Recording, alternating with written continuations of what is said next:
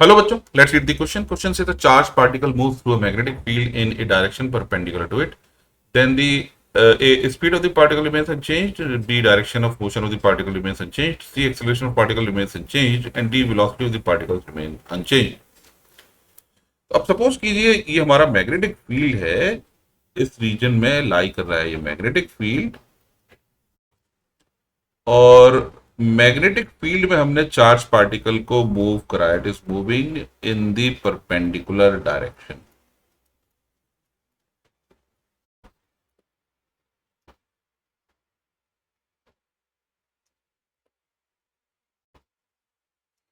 Right. तो अब यहां पर हम देख सकते हैं अगर चार्ज पार्टिकल पर फोर्स लगेगा, it is acting always towards the centre which is called as centripetal force. अब अगर फोर्स परपेंडिकुलर है वेलोसिटी के, तो वर्क डन हमेशा जीरो होगा. अब वर्क डन जीरो है, यानी वर्क अगर जीरो है तो चेंज इन काइनेटिक एनर्जी भी जीरो होगा, यानी स्पीड रहेगी कांस्टेंट. स्पीड रहेगी कांस्टेंट.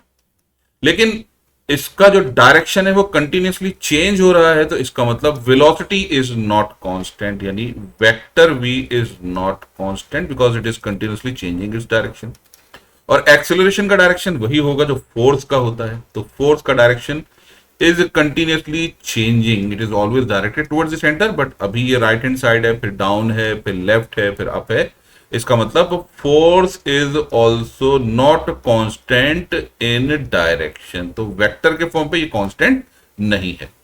तो speed of the particle remain unchanged, direction of the motion of the particle remains unchanged, ये गलत है. Acceleration of the particle remains unchanged, गलत है. Velocity of the particle remain unchanged, ये गलत है. हमारा सही आंसर होगा answer A. I hope you understood the solution. Thank you.